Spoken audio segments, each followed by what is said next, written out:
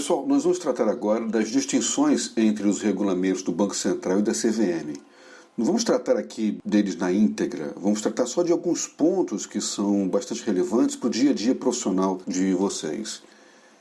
Aqui nós temos a primeira observação que é relevante. Primeiro é quanto às pessoas sujeitas às obrigações previstas na lei. O Bacen ele estabelece que as pessoas são instituições financeiras e aquelas instituições autorizadas a funcionar pelo Banco Central. E aqui a gente inclui também as corretoras. No caso da CVM, ela estabelece aqui uma definição que é a mesma definição dada para as instituições financeiras. Pessoas que têm caráter permanente ou eventual, como atividade principal ou acessória, cumulativamente ou não, e aqui o texto que trata da caracterização de uma instituição financeira. Ele acrescenta aqui também, pessoal, a auditoria independente no âmbito do mercado de valores mobiliários. Acrescenta também as entidades administradoras de mercados organizados, que de fato são as bolsas, né? Aqui no nosso caso, a B3. E as demais pessoas referidas no artigo 9 na Lei 963, que se encontram sob disciplina e fiscalização exercidas pela CVM. Esse é o primeiro ponto a ser considerado como importante para estabelecer diferença entre o regulamento do Bacen e da CVM. O segundo ponto é que trata da classificação dos clientes. O Bacen, pessoal, ele divide os clientes em permanentes e eventuais. E a CVM entre clientes ativos e clientes inativos. Vamos dar uma olhada lá na instrução normativa 301, nesse artigo 3º, parágrafo 3º. Abram a apostila de vocês na página 22, onde consta a instrução normativa 301 da CVM, e desçam os olhos até o artigo 3º, que eu até já marquei aqui. Esse artigo 3º considera ativo, para fins dessa instrução, o cliente que tenha efetuado movimentação ou tenha apresentado saldo em conta no período de 24 meses posteriores à data da última atualização. Então aqui a CVM considera o cliente ativo aquele que mantém movimentação ou saldo pelo menos nos últimos 2 anos.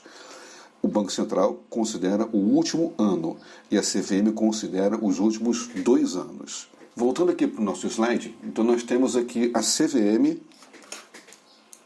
classificando como clientes ativos de acordo com o que está estabelecido no artigo 3º, parágrafo 3º da Instrução Normativa 301.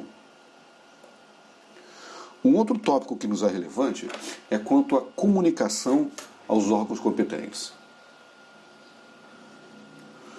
Aqui tem uma coisa curiosa, pessoal, porque tanto o Bacen quanto a CVM, eles estabelecem obrigatoriedade para as instituições quando há ocorrência e também quando não há ocorrência de eventos que podem ser suspeitos de lavagem de dinheiro. Quanto às ocorrências naquilo que diz respeito ao Banco Central, vamos dar uma olhada também na nossa apostila, na circular 3461, lá na página 12 da nossa apostila, nós temos então a circular do Bacen 3461. Precisamos descer os olhos até o artigo 13 e 14, que está na página 20. Vamos então até a página 20. Aqui nós temos o artigo 14, que trata das comunicações que devem ser efetuadas sem que seja dada ciência aos envolvidos ou a terceiros. Um ponto que nos é relevante, bastante importante também, pessoal, é quanto às comunicações ao COAF. Aqui o artigo 13 diz o seguinte: as operações realizadas ou serviços prestados cujo valor seja igual ou superior a R$10.000. Isso é observação do Banco Central. Aqui então no artigo 13, pessoal, da página 19 da circular 3461, ele diz o seguinte, inciso 1º, devem ser comunicados ao COAF as operações realizadas ou serviços prestados cujo valor seja igual ou superior a R$10.000. Notem que aqui o Banco Central ele indica qual é o valor que deve ser considerado como base para que seja comunicado ao COAF as operações suspeitas de lavagem de dinheiro. vocês vão ver que a CVM tem uma interpretação diferente a respeito disso. Um outro ponto que nos é relevante também é quanto ao item 15.A, que trata das comunicações que devem ser efetuadas quando não há ocorrência de suspeita de crime de lavagem de dinheiro. Olha aqui, artigo 15A. As instituições que tratam o artigo 1º que não tiverem efetuado comunicações nos termos tais e tais deverão prestar declaração por meio do SISCOAF, atestando a não ocorrência de transações passíveis de comunicação.